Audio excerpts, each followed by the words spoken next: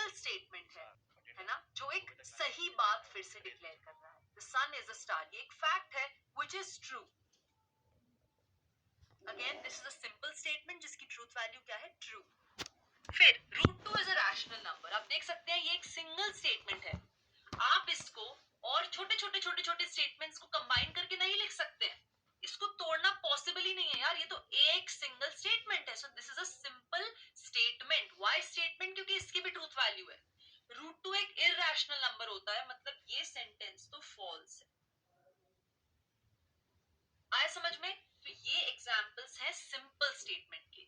वहीं एक ऐसा स्टेटमेंट जिसको दो या दो से ज्यादा सिंपल स्टेटमेंट्स को कंबाइन करके फॉर्म किया हो, वो कंपाउंड स्टेटमेंट कहलाता है। ठीक है, a compound statement is a combination of two और मोर सिंपल स्टेटमेंट्स। जैसे कि 11 is both odd and prime number, ये एक कंपाउंड स्टेटमेंट है क्योंकि इसको कौन से दो सिंपल स्टेटमेंट्स को कंबाइन करके लिखा है? एक तो 11 इज एन ऑड नंबर, इसका नाम मैं p दे देती हूँ, और एक 11 इज अ प्राइम नंबर। अब ध्यान से देखो, ये दोनों सिंपल स्टेटमेंट्स को कनेक्ट किया गया है, जॉइन किया गया है, कंबाइन किया गया है यूजिंग द वर्ड एंड, तब जाके मुझे ये ओरिजिनल कंपाउंड स्टेटमेंट मिला है। अगर मैं इसका नाम R रखती हूँ तो R है P and Q। Am I right? R क्या है? 11 is an odd number and 11 is a prime number। cool? जैसे कि मैं कहूँ if it rains then the school will be closed। है, ये भी एक कंपाउंड स्टेटमेंट है। क्यों है? क्योंकि it is made up of two simple statements. एक तो ये इट रेन्स और एक तो ये the school will be closed. आप देख सकते हैं दोनों P और Q, दोनों सिंपल स्टेटमेंट्स को मैंने कनेक्ट किया है, कंबाइन किया है, जॉइन किया है using the phrase if then, तब जाके मुझे ये ओरिजिनल कंपाउंड स्टेटमेंट मिला है। तो मैं इस कंपाउंड स्टेटमेंट का नाम लेट्स से R रखती हूँ। तो R क्या है? इफ P then Q, है ना? तो ऐसे स्टेटमेंट्स जो कि दो या दो से ज्यादा सिंपल स्टेटमेंट्स को जोड़ के कंबाइन करके बने जाते हैं, उन्हें हम कंपाउंड स्टेटमेंट्स कहते हैं। And one very important fact to note is that the simple statements which constitute a compound statement are called its component statements or substatements। क्या मतलब है? देखो, जो पहला वाला एग्जाम्पल है ये कंपाउंड स्टेटमेंट का है जो कि दो सिंपल स्टेटमेंट्स को जोड़ के बन रही है, एक तो P एक तो Q। तो P और Q इस कंपाउंड स्टेटमेंट की दो कंपोनेंट स्टेटमेंट्स या फिर सब स्टेटमेंट्स कहलाती हैं। सिमिलरली जो मेरा ये दूसरा कंपाउंड स्टेटमेंट का एग्जाम्पल था, ये स्टेटमेंट भी दो सिंपल स्टेटमेंट्स को जोड़ के बन रही है, एक P और एक Q। राइट? तो अगेन P और Q इसकी कंपोनेंट स्टेटमेंट्स या फिर सब स्टेटमेंट्स कहलाएंगी। आया समझ में? अब एक छोटी सी ऑब्जर्वेशन जो यहाँ पे आती है वो ये है कि अगर मैं सिंपल स्टेटमेंट की बात करूं तो उनकी ट्रूथ वैल्यू सिर्फ खुद उन पे ही डिपेंड करती है। समझ में आ रहा है? सिंपल स्टेटमेंट तो एक सिंगल स्टेटमेंट था ना, वो दो या दो से ज्यादा स्टेटमेंट्स का कॉम्बिनेशन तो था नहीं। तो एक सिंपल स्टेटमेंट की ट्रूथ वैल्यू, उसकी ट्रूथ या फॉल्सिटी खुद उस पे ही डिपेंड करती है। लेकिन एक कंपाउंड स्टेटमेंट दो या दो से ज्यादा सिंपल स्टेटमेंट से बना होता है, जहां पे वो सारी सिंपल स्टेटमेंट्स कुछ फ्रेजेस या कुछ वर्ड्स या कुछ कनेक्टिव्स की मदद से जुड़ी होती हैं। तो एक कंपाउंड स्टेटमेंट की ट्रूथ वैल्यू उसकी सारी सिंपल स्टेटमेंट्स, मतलब कि सारी की कंपोनेंट स्टेटमेंट्स एंड वो कंपोनेंट स्टेटमेंट्स जिस वर्ड से जुड़ी हुई हैं उन पे डिपेंड करता है। जैसे कि अगर मैं पहले एग्जांपल की बात करूं तो जो कंपाउंड स्टेटमेंट मुझे गिवन है उसकी ट्रूथ वैल्यू डिपेंड करेगी उसकी दोनों कंपोनेंट स्टेटमेंट्स पे एज वेल एज ये कनेक्टिव वर्ड पे जो कि है and.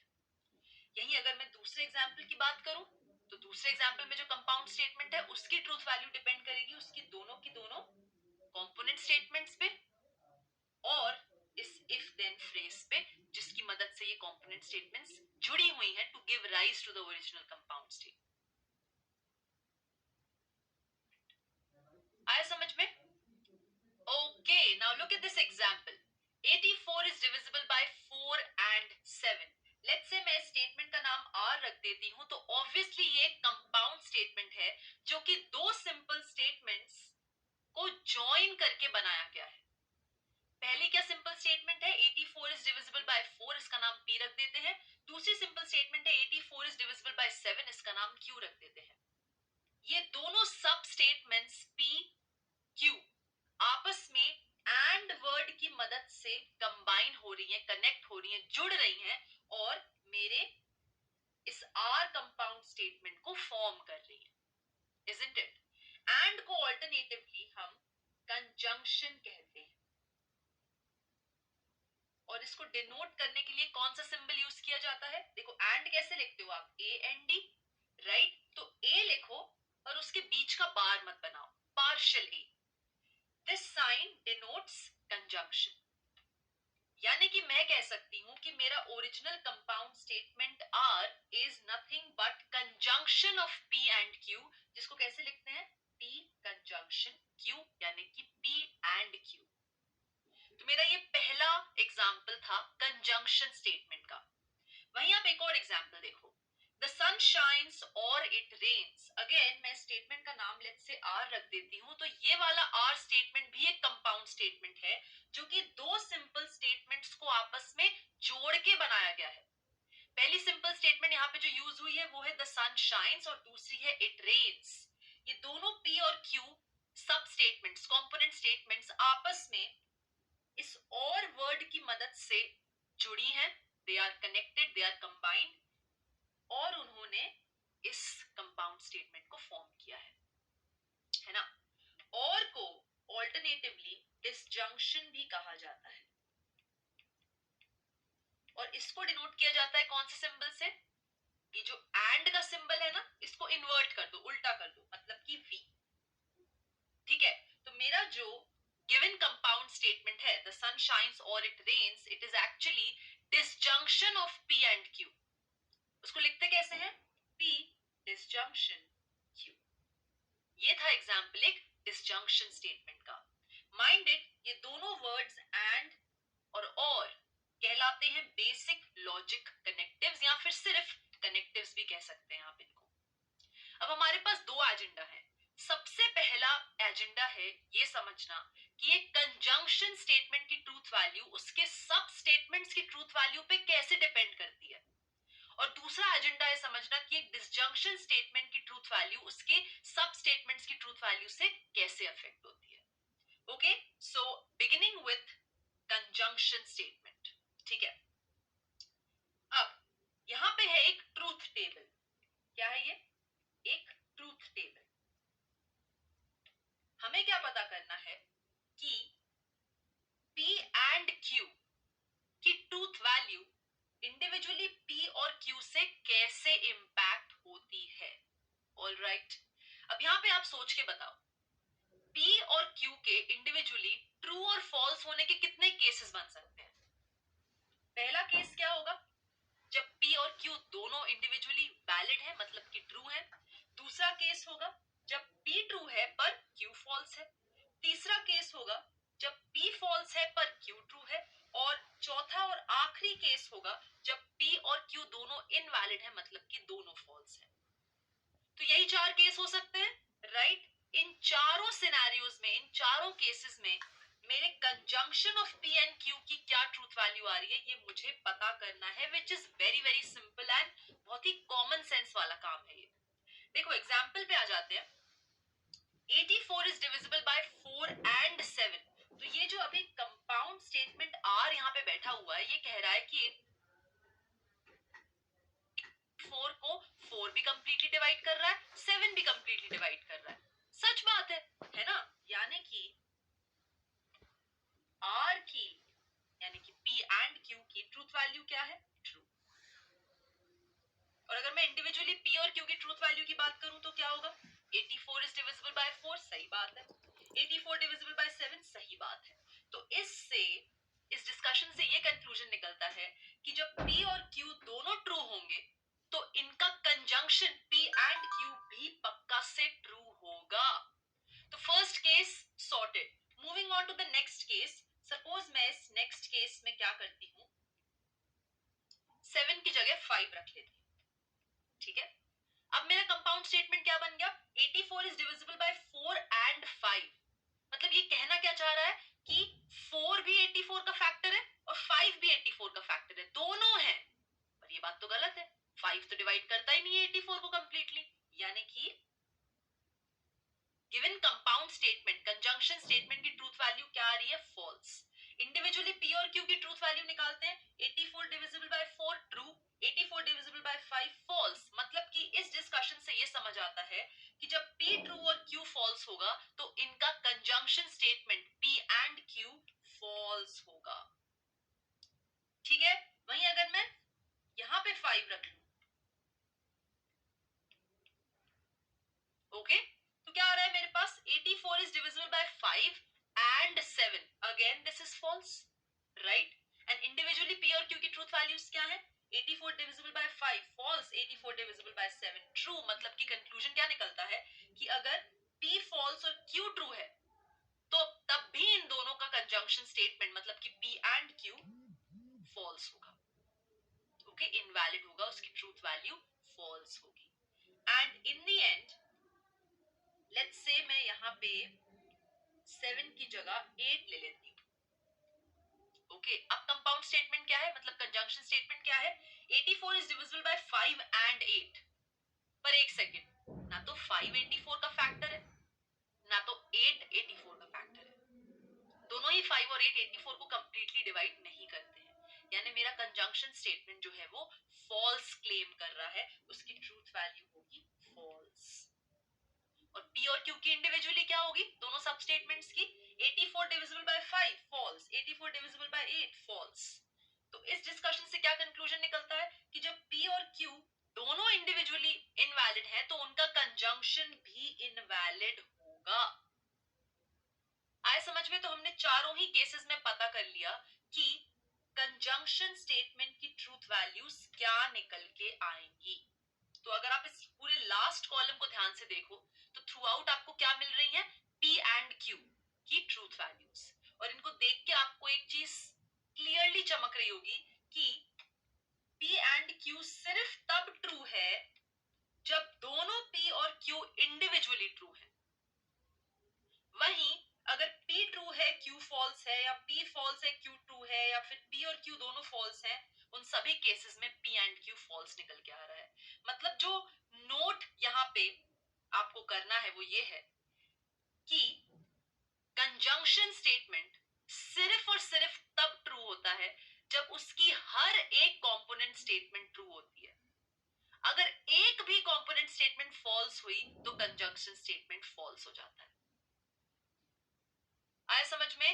Yes, P and Q is true only when P and Q both are true. अगर दोनों में से एक भी फॉल्स हुई, at least one is false, then उनका conjunction statement will be false. Cool? अब आगे बढ़ते हैं, बात करते हैं disjunction statements की। पर इससे पहले हम इनमें in detail deep dive करें। Let me tell you that there are two types of disjunction या फिर two types of or. एक होता है इंक्लूसिव और एक होता है एक्सक्लूसिव और। इंक्लूसिव और को डिनोट किया जाता है इस सिंबल से विच इज V, मतलब इन्वर्टेड पार्शियल A, और एक्सक्लूसिव और को डिनोट किया जाता है V along with a dash उसके नीचे, ठीक है। अब इन दोनों का मतलब अच्छे से समझने के लिए एग्जांपल्स देखते हैं। जैसे कि इस एग्जांपल पे ध्यान दें, यहां लिखा है the school is closed if it is a holiday और अ संडे। ऑब्वियसली ये कंपाउंड स्टेटमेंट है जो कि दो सिंपल स्टेटमेंट्स को जोड़ के बनाया गया है। पहली सिंपल स्टेटमेंट है the school is closed if it is a holiday, इसका नाम पी रख देते हैं। और दूसरी सिंपल स्टेटमेंट है the school is closed if it is a Sunday, इसका नाम क्यू रख देते हैं। तो दोनों पी और क्यू इसकी सब स्टेटमेंट्स हैं जो आपस में और वर्ड की मदद से कनेक्ट हो रही हैं, जुड़ रही हैं और इस कंपाउंड स्टेटमेंट को फॉर्म कर रही है। तो ये कंपाउंड स्टेटमेंट एक्चुअली क्या है? It is disjunction of P and Q, जिसको हम कैसे लिखते हैं? पी और क्यू, है ना। अब यहाँ पे लैंग्वेज समझने की जरूरत है बहुत ज्यादा ध्यान से। पी और क्यू, ये डिसजंक्शन स्टेटमेंट वैलिड कब हो रही है, ट्रू कब हो रही है, एग्जिस्ट कब कर रही है? देखो, अगर संडे है तो स्कूल बंद है, अगर छुट्टी का दिन है तो स्कूल बंद है ना। और अगर वो छुट्टी संडे के दिन पड़ गई तब भी स्कूल बंद है। मतलब when P is holding true or Q is holding true or both P and Q are holding true, ठीक है। जब P एग्जिस्ट करता है, अकर करता है, या फिर Q वाला इवेंट अकर करता है, या फिर P एंड Q दोनों अकर करते हैं, इन तीनों ही केसेस में P और Q मतलब P डिसजंक्शन Q वैलिड होगा। ओके, मतलब at least one out of P and Q should occur, ताकि P डिसजंक्शन Q वैलिड हो सके, वो भी अकर हो सके। वहीं अगर मैं एक्सक्लूसिव और की बात करूं तो एग्जांपल देखते हैं। एन आइसक्रीम और a Coke is free along with a pizza. Let's say ये पिज्जा हट में ऑफर है, ठीक है। तो ये स्टेटमेंट फर्स्ट ऑफ ऑल फिर से एक कंपाउंड स्टेटमेंट है, जो कि दो सिंपल स्टेटमेंट्स को जोड़ के बनाया गया है। पहला सिंपल स्टेटमेंट है an ice cream is free along with a pizza, इसका नाम पी रख देते हैं। और दूसरा सिंपल स्टेटमेंट है a Coke is free along with a pizza, इसका नाम क्यू रख देते हैं। दोनों सब स्टेटमेंट्स पी और क्यू आपस में इस और वर्ड की मदद से जुड़ रहे हैं और मुझे मेरा कंपाउंड स्टेटमेंट दे रहे हैं which is P disjunction Q. यहाँ पे ये डिसजंक्शन एक्चुअली एक्सक्लूसिव और वाला है। क्यों, ये मैं समझाती हूँ। देखो क्या हो रहा है, अगर आपको आइसक्रीम पसंद है तो आप पिज्जा के साथ आइसक्रीम फ्री ले सकते हैं। अगर आपको कोक पसंद है तो आप पिज्जा के साथ कोक फ्री ले सकते हैं। पर ऐसा बिल्कुल नहीं हो सकता कि आप आइसक्रीम और कोक दोनों फ्री में ले लें along with the pizza, right. मतलब ये पी डिसजंक्शन क्यू एक्सक्लूसिव और वाला कब वैलिड हो रहा है? जब या तो पी होल्ड करे, P should exist, the event P should occur, या फिर क्यू वाला इवेंट अकर करे, पर दोनों नहीं, दोनों नहीं, राइट। तो इससे मैं क्या कह सकती हूँ? Exactly one out of P and Q should occur so that P disjunction Q exclusive और वाला वैलिड हो सके। ओके, तो प्राइमरी डिफरेंस जो आपको इससे समझना है वो ये है कि इंक्लूसिव और के सिनेरियो में क्या होता है। इंक्लूसिव और के सिनेरियो में हमें मिलता है P और Q और बोथ, और एक्सक्लूसिव और के सिनेरियो में हमें मिलता है P और Q but not both. Fine, सबसे पहले बात करते हैं इंक्लूसिव और की, उसके बाद हम एक्सक्लूसिव और पे जाएंगे। ओके, तो कूल देन, यहाँ पे मेरे पास ट्रूथ टेबल है। फाइन, मेरा एम क्या है कि मैं P डिसजंक्शन Q, जहां पे ये डिसजंक्शन एक्चुअली इंक्लूसिव और वाला है, मतलब P और Q और बोथ वाला है, तो मुझे इस P disjunction Q compound statement की ट्रूथ वैल्यू की बात करनी है कि भाई how is it dependent on the truth value of its सब स्टेटमेंट्स P एंड Q। तो पहला केस, जब P ट्रू है और Q ट्रू है, तब P डिसजंक्शन Q का क्या बिहेवियर होगा? भाई P डिसजंक्शन Q इंक्लूसिव वाला कब वैलिड हो रहा है? जब या तो P होल्ड करे, या तो Q होल्ड करे, या तो दोनों होल्ड करें।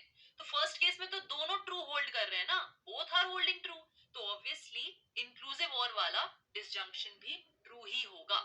एक और तरीका क्या है समझने का कि भाई अगर संडे है और हॉलीडे भी है तो स्कूल तो बंद हो गई, राइट। ये तो स्टेटमेंट था। वहीं अगर हम अगले केस में आ जाएं कि भाई संडे तो है, और आई शुड से हॉलीडे है पर संडे नहीं है, हॉलीडे है पर संडे नहीं है, तो स्कूल तब भी क्लोज रहेगा, मतलब कि ट्रू। तीसरे केस में आ जाते हैं, ठीक है। हॉलीडे नहीं है पर संडे है, तब भी क्लोज्ड रहेगा, ट्रू। और फोर्थ केस में आ जाते हैं, हॉलीडे भी नहीं है और संडे भी नहीं है ना, तब तो स्कूल खुलेगा ना यार, तब क्यों बंद रहेगा, तो ये आउटकम हो गया फॉल्स। अंडरस्टूड? तो आई होप आप बहुत इजीली समझ गए होंगे कि इंक्लूसिव और की ट्रूथ वैल्यूज कैसे काम करती है। पूरा लास्ट कॉलम को देख के आपको समझ आ रहा होगा कि एक ही एफ लिखा है, बाकी सारे तो टी हैं।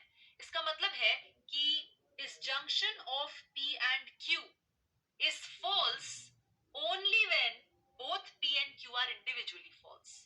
अगर दोनों सब स्टेटमेंट्स में से एटलीस्ट एक भी ट्रू हो गई ना, तो उनका डिसजंक्शन स्टेटमेंट ट्रू हो जाता है। ठीक है, जैसे कि ये एग्जांपल यहां पे देखते हैं, the sun shines it rains. इन दोनों सिंपल स्टेटमेंट से अगर मैं कंपाउंड स्टेटमेंट बनाऊंगी तो क्या होगा, द सन शाइन्स और इट रेन्स। मुझे कहा था डिसजंक्शन स्टेटमेंट बनाने को, इसलिए मैंने और की मदद से इन दोनों सब स्टेटमेंट्स को आपस में जोड़ दिया। ये कौन सा और है, ये कौन सा और है बाबा, ये इंक्लूसिव और है। क्यों? क्योंकि there is something known as sun shower. सुना है ये? सन शावर वाले सिनेरियो में क्या होता है ना कि सूरज भी निकलता है, बारिश भी होती है साथ में, इसी केस में हमें रेनबो दिखता है। तो ये स्टेटमेंट कह रहा है कि सनशाइन करे या फिर बारिश हो या फिर दोनों सिचुएशंस एक साथ हो जाए, मतलब P और Q और बोथ, मतलब ये कौन सा और हुआ, इंक्लूसिव और हुआ ऑब्वियसली, राइट। तो the major take away from this discussion is कि जो इंक्लूसिव और वाला डिसजंक्शन स्टेटमेंट होता है वो हर केस में ट्रू होता है, बस फॉल्स कब होता है, जब उसकी हर एक इंडिविजुअल कंपोनेंट स्टेटमेंट, सब स्टेटमेंट फॉल्स हो जाती है।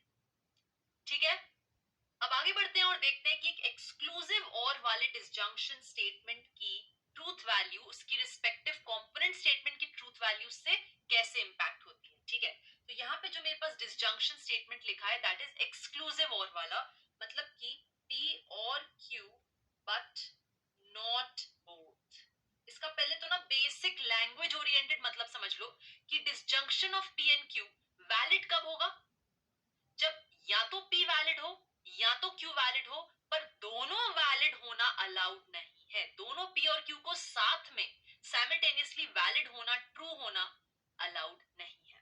तो अगर मैं फर्स्ट केस की बात करूं, जब P ट्रू है Q ट्रू है, मैंने अभी बोला P और Q को साथ में ट्रू होना अलाउड नहीं है, तो ऑब्वियसली P डिसजंक्शन Q इस केस में फॉल्स हो जाएगा, इनवैलिड हो जाएगा, it will not exist, it will not hold true. इसको एग्जाम्पल से भी समझ सकते हैं कि भाई इसका मतलब क्या है कि आपको पिज्जा लेने पे आइसक्रीम भी मिल रही है एंड कोक भी मिल रही है, ये तो नहीं हो सकता ना, right, this can not happen. Okay, तो फाइनल आउटकम इज फॉल्स। अगले केस पे चलते हैं, कोक मिल रही है, आइसक्रीम नहीं मिल रही है, कूल, ये बिल्कुल हो सकता है। P इज ट्रू और Q is true but not both are true, है ना, दोनों में से किसी एक को ही, एग्जैक्टली एक को ही ट्रू होना अलाउड है, तब डिसजंक्शन स्टेटमेंट ट्रू होगा।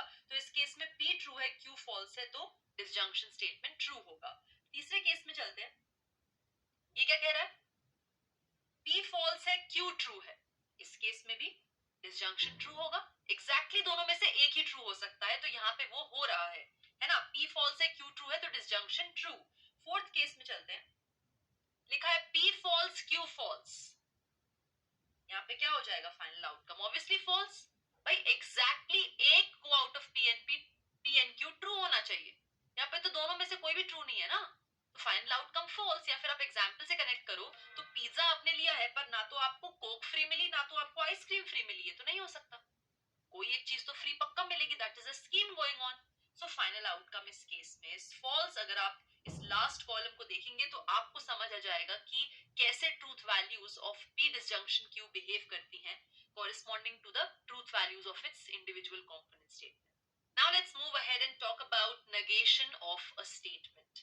बड़ा ही सिंपल सा फंडा है, देखो जैसे हर एक मैट्रिक्स के लिए उसका ट्रांसपोज मैट्रिक्स एग्जिस्ट करता है, हर एक कॉम्प्लेक्स नंबर के लिए उसका कॉन्जुगेट कॉम्प्लेक्स नंबर एग्जिस्ट करता है, ऐसे ही हर एक स्टेटमेंट P के कॉरेस्पॉन्डिंग उसका नेगेशन स्टेटमेंट एग्जिस्ट करता है, जिसको हम डिनोट करते हैं टिल्डा P से। बेसिकली बहुत ही स्ट्रेट फॉरवर्ड परिभाषा है, जो भी बात P बोलेगा नेगेशन P उसकी उल्टी बात बोल देगा। That's it. ओके, जैसे कि सपोज P ने बोला 7 इज ग्रेटर देन 9, तो नेगेशन P बोलेगा भाई 7 इज नॉट ग्रेटर देन 9, जिसको मैं और कैसे लिख सकती हूँ कि 7 इज लेस देन और इक्वल टू 9। आया समझ में? सपोज P ने बोला Rohan is not in class 10, तो नेगेशन P क्या करेगा?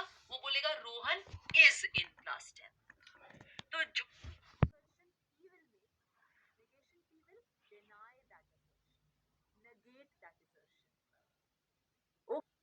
ओके, जैसे कि फॉर एग्जाम्पल मेरे पास स्टेटमेंट P है new Delhi is a city.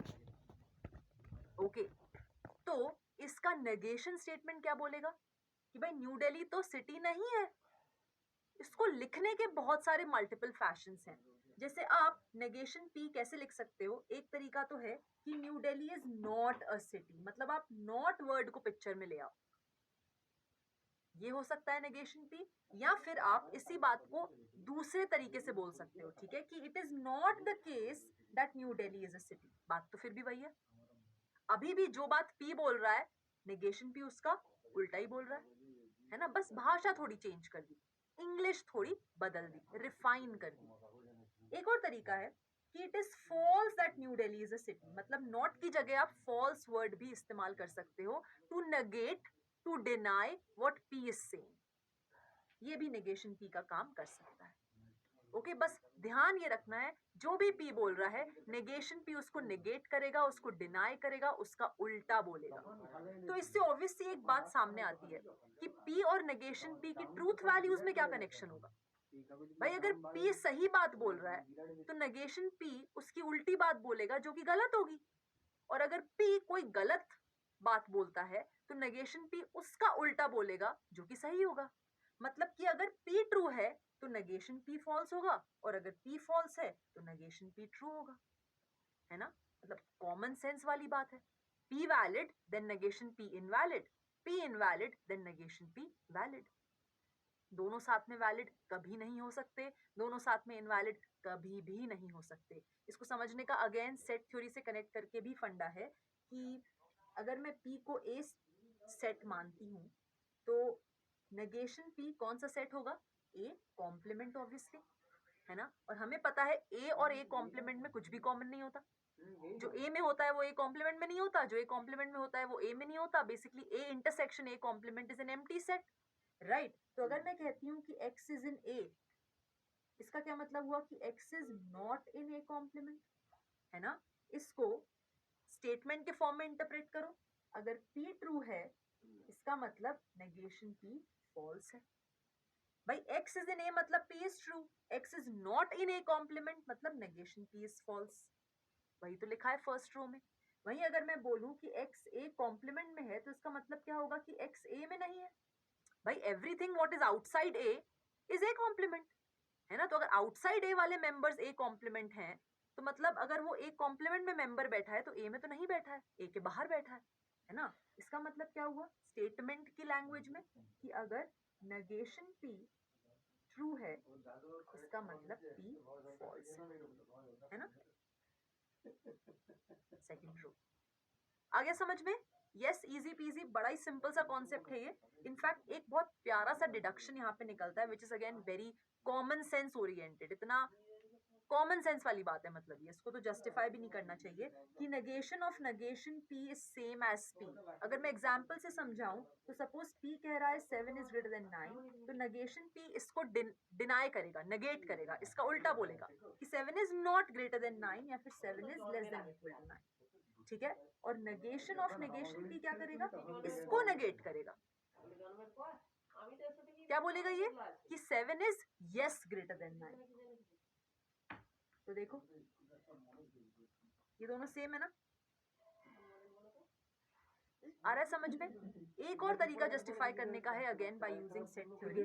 देखो P अगर सेट A है इसका मतलब negation P is A complement, तो नेगेशन P क्या बन गया? A कॉम्प्लीमेंट, इसका नेगेशन मतलब इसका कॉम्प्लीमेंट, है ना। And complement of A complement we know is A is nothing but P, मतलब negation of negation P is same as P।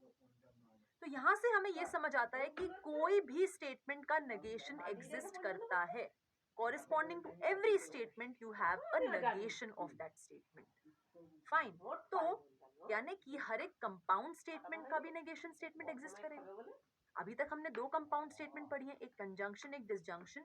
दोनों के इंडिविजुअल नेगेशन की बात करते हैं. तो अगर मैं कंजंक्शन स्टेटमेंट बोलूं तो वो कैसा दिखता है, P एंड Q.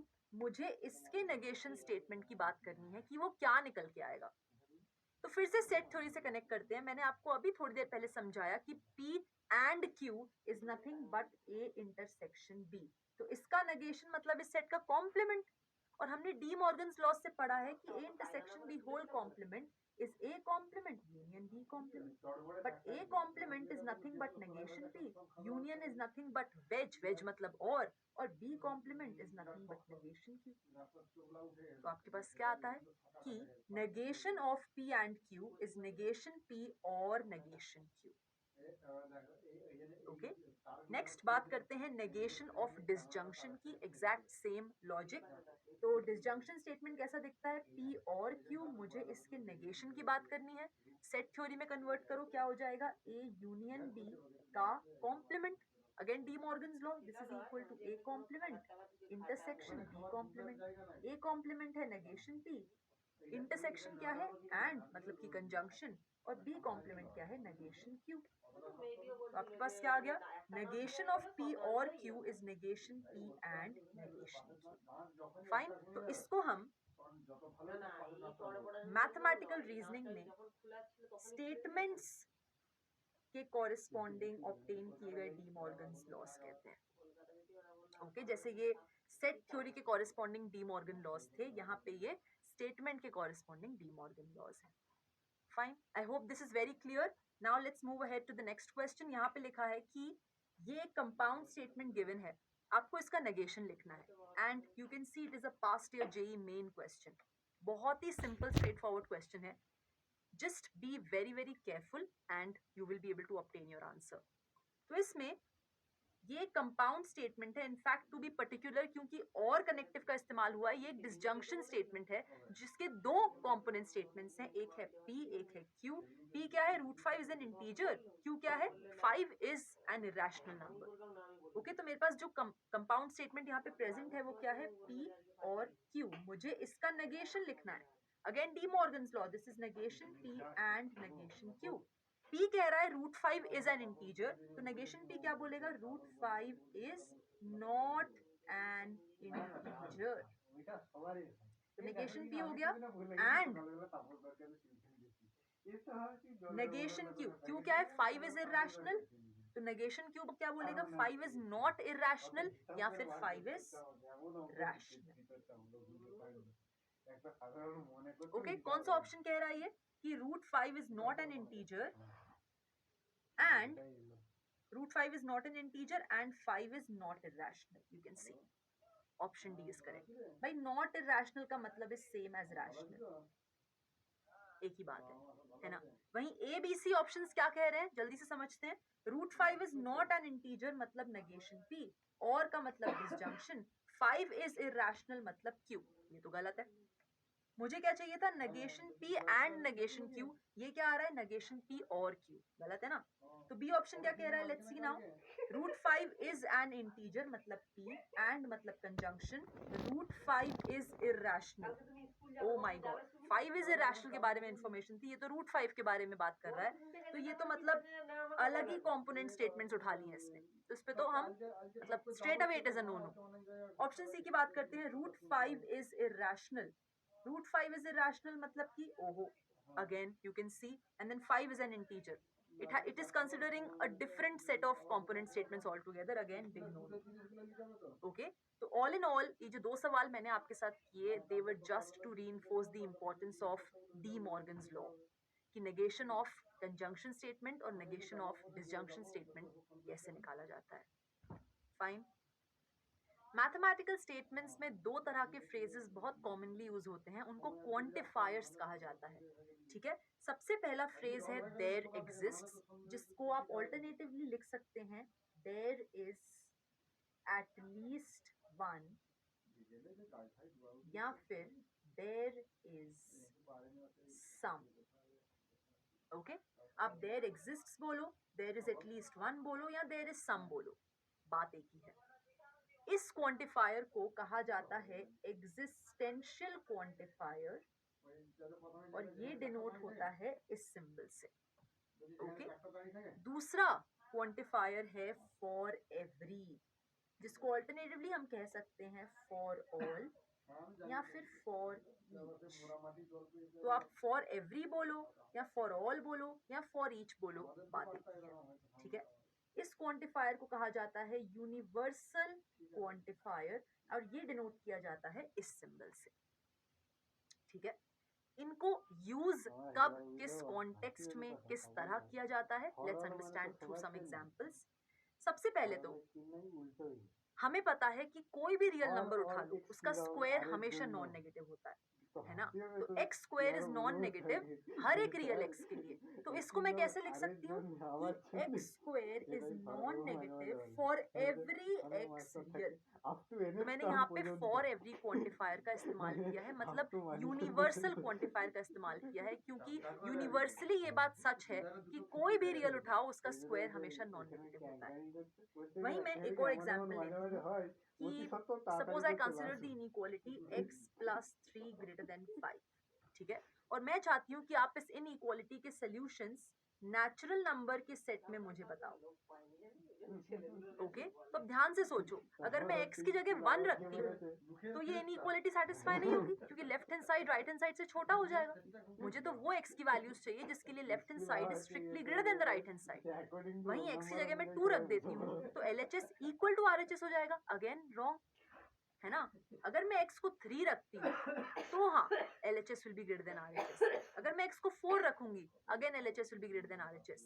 मतलब ये बात तो पक्की है कि सारे नेचुरल नंबर्स इस इनइक्वालिटी को सैटिस्फाई नहीं कर रहे, ओके। सारे तो नहीं कर रहे, कम से कम एक लेकिन पक्का है जो सैटिस्फाई कर रहा है। कम से कम एक तो है ना कि 3 कर रहा है, 4 कर रहा है, 5 कर रहा है, 6 कर रहा है, इनफैक्ट 3 ऑनवर्ड सारे कर रहे हैं, पर सब नहीं कर रहे। तो मैं कैसे करूंगी, कैसे लिखूंगी इसको कि there exists at least one x in the set of natural numbers such that x plus 3 is greater than 5. Okay, इसका मतलब क्या है? There is at least one natural number x. There is some natural number x. There exists some natural number x which satisfies x plus 3 strictly greater than 5. तो use समझ आ रहा है? एक और एग्जाम्पल दिखाती हूँ मैं। यहाँ पे लिखा है there exists a triangle whose all sides are equal. मतलब अगर आप अनगिनत ट्राइंगल्स की फैमिली कंसिडर करते हैं तो उसमें पक्का से आपको कम से कम एक ट्राइंगल तो पक्का मिलेगा जो इक्विलैटरल होगा। भाई सारे तो इक्विलैटरल नहीं होंगे ना, अगर आपने रैंडमली सारे का सारे ट्राइंगल्स की फैमिली कंसिडर की है, पर उसमें पक्का से एटलीस्ट एक तो होगा ही जो इक्विलैटरल होगा, जिसके सारे साइड्स बराबर होंगे। तो यूज समझ आया? यहाँ पे देयर एग्जिस्ट्स लिखने की बजाय मैं उसका सिंबल यूज कर सकती हूँ। वहीं एक और एग्जाम्पल है ये, हम जानते हैं कि एक नेचुरल नंबर उठाओ +1 करो तो अगला नंबर जो आता है वो भी नेचुरली होता है ना। तो मैं कैसे लिख सकती हूँ कि for every natural number x plus 1 is also natural, है ना। कोई भी नेचुरल नंबर उठाओ +1 करके आपको अगला नंबर भी नेचुरल ही मिलेगा। तो ये यूनिवर्सली बात सच होगी through out the set of naturals. तो यानी कि यहाँ पे मैं यूनिवर्सल क्वांटिफायर का इस्तेमाल करूंगी। कैसे लिखूंगी मैं? For every natural number x plus 1 is also natural. यहाँ पे फॉर एवरी फ्रेज लिखने की बजाय आप इन शॉर्ट उसकी नोटेशन, उसका सिंबल लिख सकते हैं। I hope things are clear. अब क्योंकि हर स्टेटमेंट का नेगेशन स्टेटमेंट एग्जिस्ट करता है, इसीलिए वो स्टेटमेंट्स जो कि क्वांटिफायर्स इन्वॉल्व करते हैं उनका नेगेशन कैसे लिखेंगे, लेट्स अंडरस्टैंड। ऑलराइट, तो सबसे पहला एग्जांपल है कि फॉर एवरी x रियल, और let me right it like this, x square is non negative for every x real. ये मेरा पहला एग्जांपल है। ये स्टेटमेंट है मेरा P, जो कि इन्वॉल्व करता है यूनिवर्सल क्वांटिफायर। ये क्या कह रहा है कि आप कोई भी रियल x उठा लो उसका स्क्वायर हमेशा नॉन नेगेटिव आएगा। तो इसका नेगेशन क्या होगा, इसका उल्टा क्या होगा? ये क्या कह रहा है, ध्यान से समझो। कोई भी x उठाओ उसका स्क्वायर नॉन नेगेटिव होगा, है ना। तो इसका उल्टा क्या होगा कि कम से कम एक x तो है जिसका स्क्वायर नॉन नेगेटिव नहीं होगा। होगा। भाई फॉर ऑल का ऑपोजिट क्या होता है? Not all. नॉट ऑल मतलब कम से कम एक है जो वो कंडीशन सेटिस्फाई नहीं करता। तो नेगेशन पी कैसा दिखेगा? There exist at least some real x whose square is not non-negative या फिर is negative, है ना? ऑब्वियसली p वैलिड है तो नेगेशन p इनवैलिड होगा, पर अभी हम ट्रूथ वैल्यूज की बात नहीं कर रहे हैं, हम बस लिखना सीख रहे हैं। ठीक है, अगर p ने फॉर ऑल क्वांटिफायर को इन्वॉल्व किया था तो नेगेशन p आप देख सकते हैं देयर एग्जिस्ट क्वांटिफायर को इन्वॉल्व कर रहा है। ओके, सिमिलरली मैं दूसरा एग्जांपल लेती हूँ। There exists some natural number x और there exists at least one natural number x x plus 3 is greater than 5। ये मेरा p है, इसको नेगेट करना है। तो p क्या कह रहा है कि कम से कम एक नेचुरल नंबर तो है जो इस इनइक्वालिटी को सेटिस्फाई करता है। इसका नेगेशन क्या होगा कि भाई कोई भी नेचुरल नंबर उठा लो वो इस इनइक्वालिटी को सेटिस्फाई नहीं कर पा रहा है। ओके, मतलब कि for every x natural x plus 3 is not greater than 5. This is negation. Not greater than 5 is equivalent to saying less than equal to 5, है ना? आ गया समझ में? P अगर वैलिड है तो नेगेशन P इनवैलिड होगा, बट अगेन हम ट्रूथ वैल्यूज पे नहीं जा रहे हैं, हम सिर्फ लिखना सीख रहे हैं। और आप यहाँ पे ऑब्जर्व कर सकते हैं कि P में देयर एग्जिस्ट क्वांटिफायर बैठा था तो नेगेशन P में फॉर ऑल क्वांटिफायर बैठा है। तो the major conclusion, the major take away is कि अगर एक स्टेटमेंट इन्वॉल्व करता है एग्जिस्टेंशियल क्वांटिफायर तो उसका नेगेशन इन्वॉल्व करेगा यूनिवर्सल क्वांटिफायर, और अगर एक स्टेटमेंट इन्वॉल्व करता है यूनिवर्सल क्वांटिफायर तो उसका नेगेशन इन्वॉल्व करेगा एग्जिस्टेंशियल क्वांटिफायर। Got it? अब आगे बढ़ते हैं और बात करते हैं ऐसे स्टेटमेंट्स की जिनमें इफ देन फ्रेज का इन्वॉल्वमेंट होता है। हमने कुछ समय पहले ये स्टेटमेंट देखी थी, if it rains then the school will remain closed. ये स्टेटमेंट कहना क्या चाह रहा है, इसकी लैंग्वेज को इंटरप्रेट करते हैं कि भाई अगर बारिश हुई, कंडीशन क्या है? अगर बारिश हुई तब स्कूल बंद रहेगा। ये क्या है? आउटकम या फिर रिजल्ट कह सकते हैं, है ना? मतलब अगर बारिश की कंडीशन ट्रू हुई, होल्ड हुई, तब क्या आउटकम आएगा कि स्कूल बंद रहेगा। ठीक है, इसीलिए इस तरह के स्टेटमेंट्स को हम कंडीशनल स्टेटमेंट कहते हैं क्योंकि इनमें कंडीशन इन्वॉल्व होती है। अगर आप इसको ध्यान से देखेंगे ना तो ये एक्चुअली में एक कंपाउंड स्टेटमेंट है जो कि दो सिंपल स्टेटमेंट्स को जोड़ के बनाया गया है। पहली सिंपल स्टेटमेंट है इट रेन्स, उसका नाम पी रखते हैं। दूसरी सिंपल स्टेटमेंट है the school will remain closed, इसका नाम क्यू रखते हैं। तो कॉम्पैक्ट फॉर्म में मैं इस इफ देन वाली कंपाउंड स्टेटमेंट को लिख सकती हूँ, if P then Q. Okay, जिसको हम कहते हैं इफ देन इम्प्लीकेशन, और इसको और शॉर्ट में लिखा जाता है P implies Q। ओके, तो P क्या है? मेरी एंटीसीडेंट, ये मुझे कंडीशन देगी जिसके अंडर रिजल्ट Q होल्ड करेगा, तो Q को मैं रिजल्टेंट कहती हूँ। अब हमें ये पता करना है कि P implies Q which is my if then implication वाला कंपाउंड स्टेटमेंट, इसकी ट्रूथ वैल्यूज इसके इंडिविजुअल सब स्टेटमेंट्स P और Q की ट्रूथ वैल्यूज से कैसे अफेक्ट होती हैं, कैसे इम्पैक्ट होती हैं। ऑल राइट, तो लेट्स स्टार्ट। मेरे पास ये ट्रूथ टेबल है जिसमें ऑब्वियसली लास्ट कॉलम मैंने P implies Q का रखा है एंड शुरू के दो कॉलम मैंने उसकी दो सब स्टेटमेंट्स P और Q के लिए रखे। फाइन, ओके, हम इस ट्रूथ टेबल को फिल करेंगे with the help of this example. Example क्या कह रहा है? If Sonu goes to school then Monu goes to school. Obviously यहाँ पे ये P है, ये Q है, मतलब ये पूरा स्टेटमेंट एक्चुअली कंपाउंड स्टेटमेंट है which is if P then Q। Okay, it is an if then implication जिसके दो कंपोनेंट स्टेटमेंट्स हैं P और Q जो कि आपस में इफ देन फ्रेज की मदद से जुड़े गए हैं। P यहाँ पे एंटीसीडेंट है, Q यहाँ पे कॉन्सिक्वेंट है, तो मैं इसको कॉम्पैक्ट फॉर्म में कैसे लिख सकती हूँ? P implies Q। Okay fine, यहाँ पे सबसे पहले तो इससे पहले we move ahead to fill the table, इस स्टेटमेंट का प्लीज मतलब समझो बहुत ज्यादा ध्यान से, बहुत ज्यादा सतर्क होके। यहाँ लिखा है अगर सोनू स्कूल जाएगा तब मोनू पक्का स्कूल जाएगा। तो डील ब्रेक कब होगी? जो पैक्ट सोनू और मोनू के बीच में बना है वो टूटेगा कब? जब सोनू स्कूल जा रहा है पर मोनू स्कूल ना जाए। सिर्फ तब डील ब्रेक होगी और किसी भी सिनेरियो में डील ब्रेक नहीं होगी। ये बात याद रखना। Let's start. फर्स्ट केस क्या है? पी ट्रू क्यू ट्रू, मतलब कि सोनू स्कूल जा रहा है, मोनू स्कूल जा रहा है। डील ब्रेक बिल्कुल नहीं हुई, मतलब P implies Q is true, है ना। दूसरे केस पे आते हैं। P is true, Q is false, मतलब सोनू स्कूल जा रहा है पर मोनू स्कूल नहीं जा रहा है। भाई डील ब्रेक हो गई ना। डील क्या थी? सोनू जाएगा तब तो मोनू को पक्का जाना पड़ेगा, पर केस क्या कह रहा है कि सोनू जा रहा है पर मोनू नहीं जा रहा है, मतलब P implies Q इनवैलिड हो गया, इट इज फॉल्स, है ना। डील ब्रेक हो गई। तीसरे केस पे आते हैं। P is false, Q is true, मतलब सोनू नहीं जा रहा पर मोनू जा रहा है। और चौथा केस कह रहा है P is false, Q is false, मतलब सोनू नहीं जा रहा और मोनू भी नहीं जा रहा। दोनों ही केसेस में फिर से डील ब्रेक नहीं हुई है, P implies Q ट्रू ही रहेगा। ऐसा क्यों? मैंने क्या कहा था आपसे? डील सिर्फ तब ब्रेक होगी जब सोनू जाए पर मोनू ना जाए, है ना। क्योंकि स्टेटमेंट क्या कह रहा है ना यार, कि अगर सोनू जाएगा तब तो मोनू को पक्का जाना पड़ेगा, पर अगर सोनू ना जाए तब मोनू की इच्छा है कि वो जाना चाहे या ना जाना चाहे।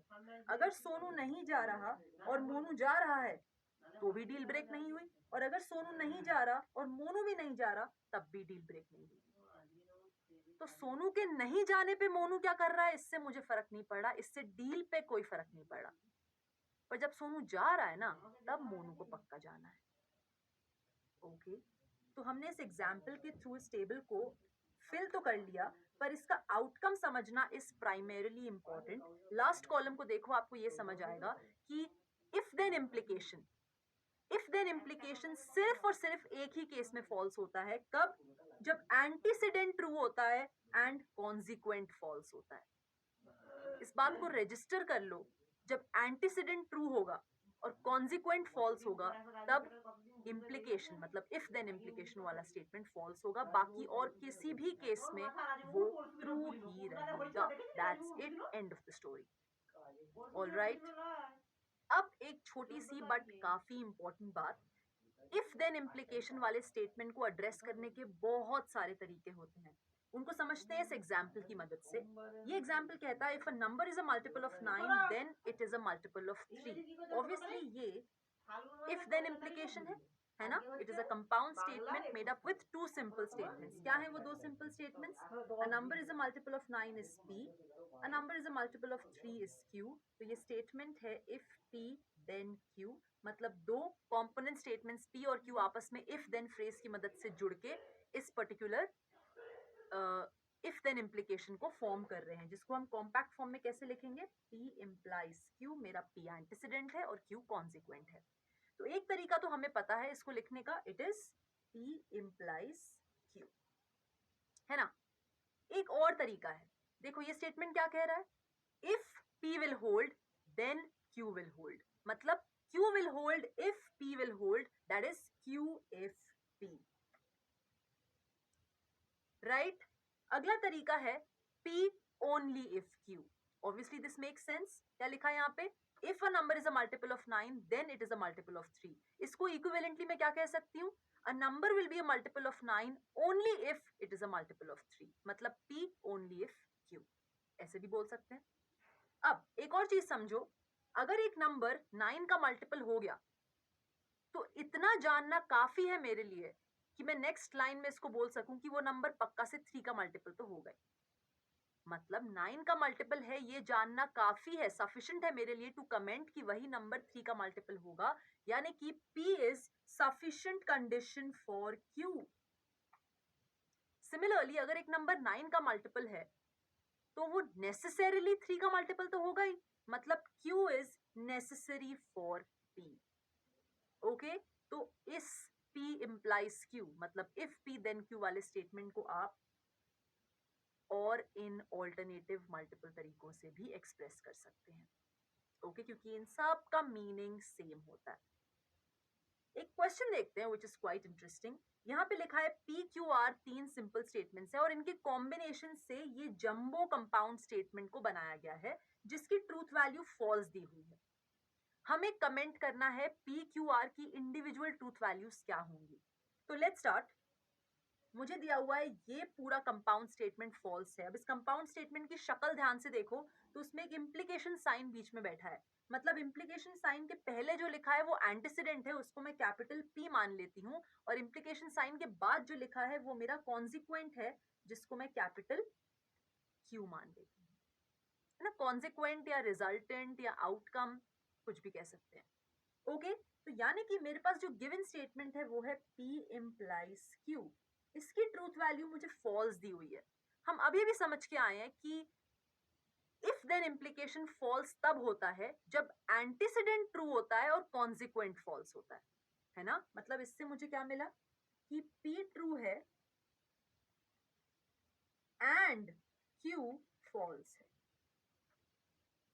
इतना मिला, राइट। अब P ट्रू है का क्या मतलब है कि conjunction of small p and small q is true, है ना। मतलब p and q is true and q false है का मतलब क्या है, नेगेशन q वेज r, मतलब negation q disjunction r is false.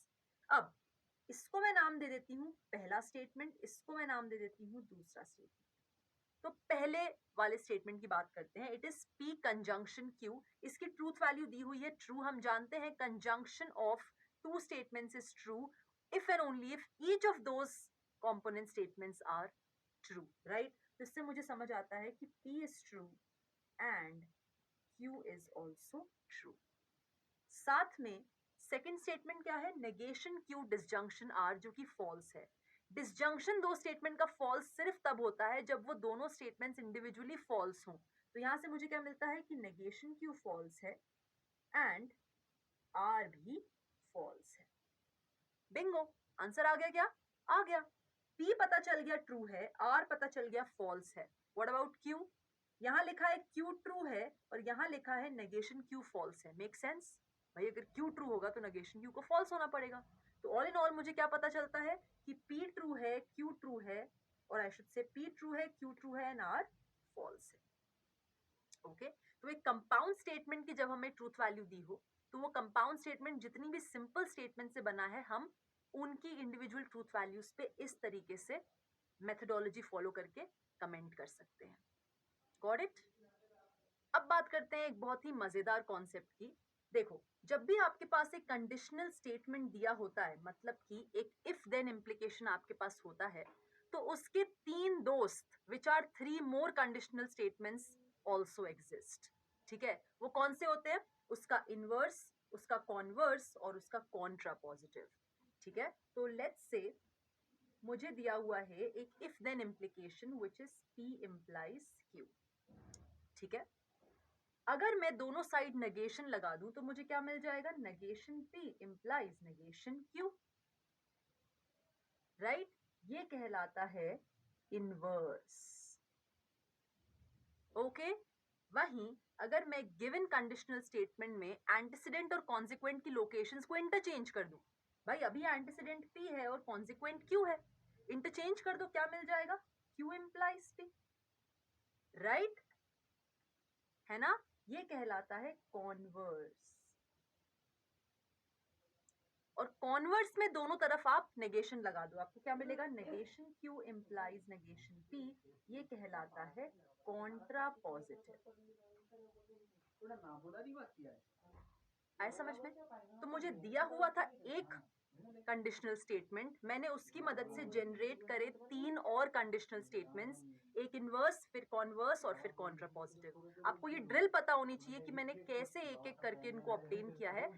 अगर वो आपको याद है तो आप कभी इनकी डेफिनेशंस नहीं भूलेंगे। मैंने गिवन कंडीशनल स्टेटमेंट में सबसे पहले दोनों तरफ नेगेशन लगाया तो मुझे इनवर्स मिल गया। ठीक है, जब मैंने गिवन कंडीशनल स्टेटमेंट में P और Q को इंटरचेंज किया, एंटीसीडेंट कॉन्सिक्वेंट की लोकेशन को इंटरचेंज किया, तो मुझे कॉन्वर्स मिल गया। और कॉन्वर्स में मैंने दोनों तरफ नेगेशन लगाया तो मुझे कॉन्ट्रा पॉजिटिव मिल गया, राइट। तो आई गेस अब आपको पता है कि एक गिवन कंडीशनल स्टेटमेंट का इनवर्स, कॉन्वर्स और कॉन्ट्रा पॉजिटिव कैसे निकालते हैं। So let's apply this understanding in this example. यहाँ पे मुझे दिया हुआ है if a man is rich then a man is happy. Obviously ये एक if then implication वाला conditional statement है जिसमें a man is rich is P and a man is happy is Q. तो in short ये क्या बन जाता है? P implies Q. Okay? सवाल है कि इसका आपको कॉन्वर्स लिखना है. तो याद है पहला step was inverse, then converse and then contrapositive. तो कॉन्वर्स में क्या किया था? P और Q की लोकेशंस को इंटरचेंज कर दिया था. ठीक है, तो कॉन्वर्स क्या होगा? Q implies P. मतलब कि if Q then P. मतलब कि if a man is happy, है ना, then a man is rich. ठीक है, तो ये जो स्टेटमेंट है which is again a conditional statement only is the converse of the given conditional statement. अगला सवाल है कि आपको इसी given conditional statement का कॉन्ट्रा पॉजिटिव लिखना है. तो कैसे मिला था कॉन्ट्रा पॉजिटिव? याद है जब कॉन्वर्स मिल गया था तो कॉन्वर्स में दोनों तरफ मैंने नेगेशन लगाया था तो कॉन्ट्रा पॉजिटिव मिल गया था. कॉन्वर्स हमने अभी अभी रिवाइज किया वो Q implies P. तो negation Q implies negation P मेरा एक्चुअली कॉन्ट्रा पॉजिटिव है. राइट? ओके, तो negation Q implies negation P का मतलब है if negation Q then negation P, है ना. तो Q क्या है? A man is happy. तो नेगेशन क्या Q क्या हुआ कि he is not happy. तो if a man isn't happy या is not happy then negation P. A man is rich is P. So negation P will be man is not rich. Then a man isn't rich. तो ये जो conditional statement आया मेरे पास, this is the contrapositive of the given conditional statement.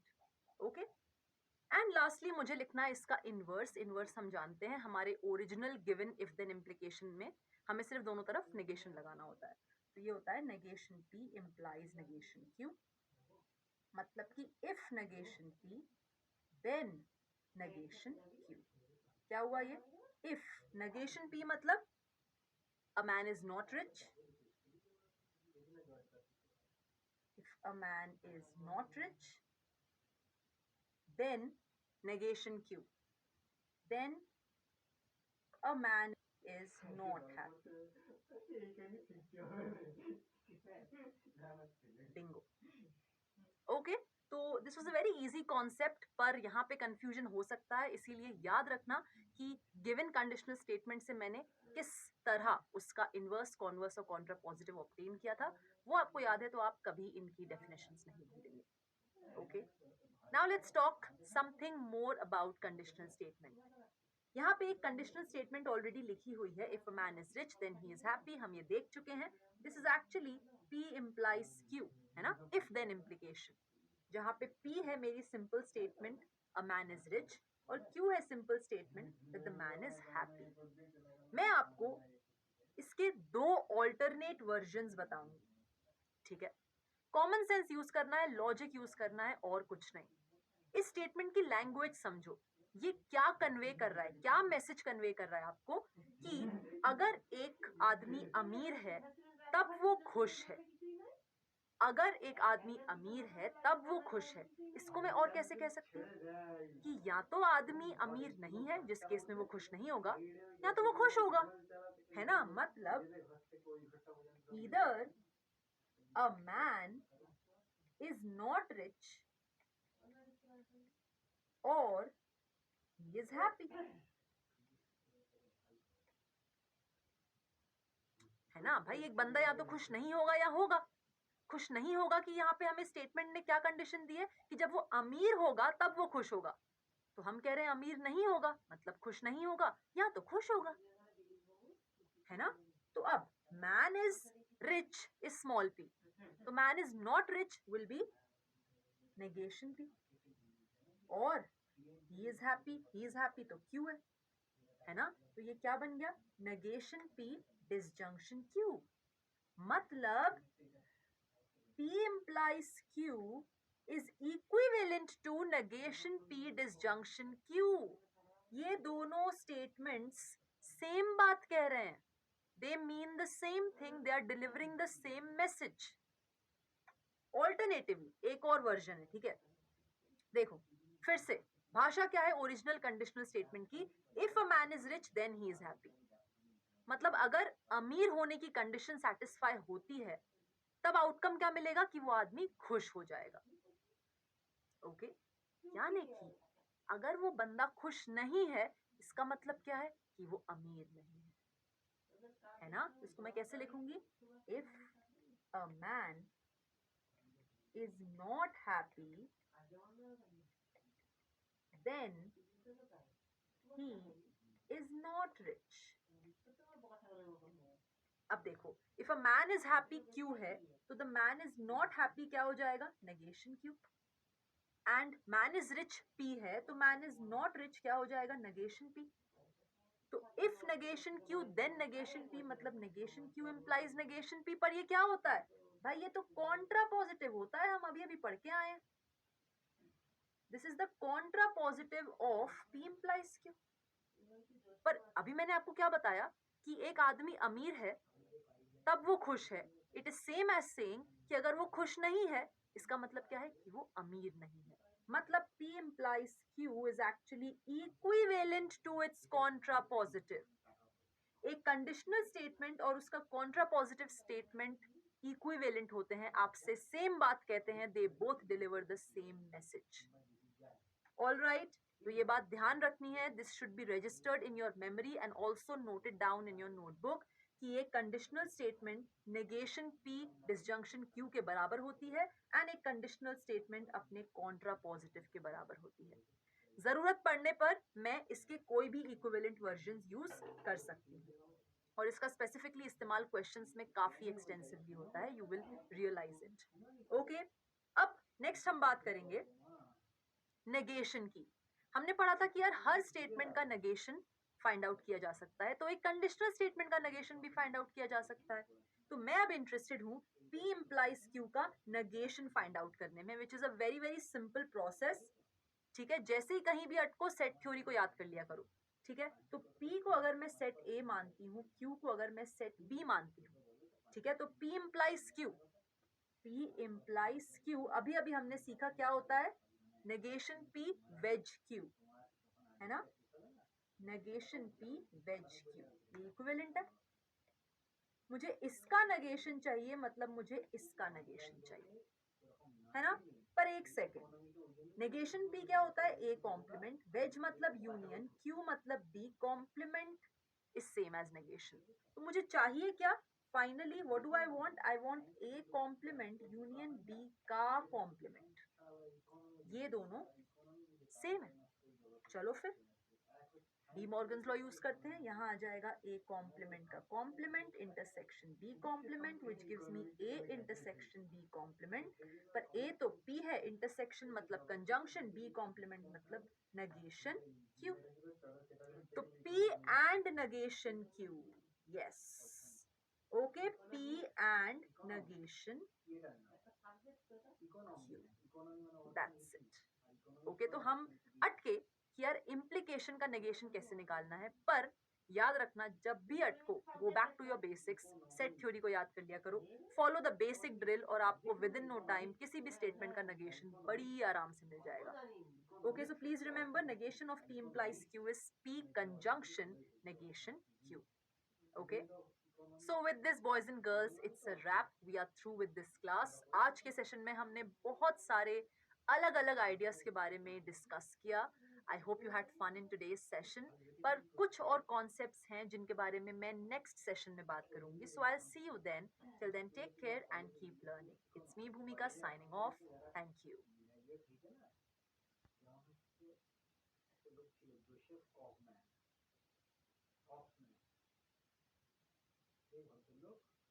খুব বড় বড় company চাকরি করে, MBA হয়. MBA মানে হচ্ছে ওই মাস্টার বিজনেস অ্যাডমিনিস্ট্রেশন এই টাইপের কিছু একটা ডিগ্রি হয়. সে ভাবলো সে যখন বড় কোম্পানি চাকরি করছে সেখানে দেখছে সবারই MBA ডিগ্রি আছে, তার নাই, তারও করতে শখ গেল. কিন্তু সমস্যা কি হলো, সে ভাবছে যদি এখন কলেজে যাই 4 বছর কাটিয়ে আসতে হবে, 2-4 বছর তো কাটিয়ে আসতেই হবে. বুঝতে পারছো?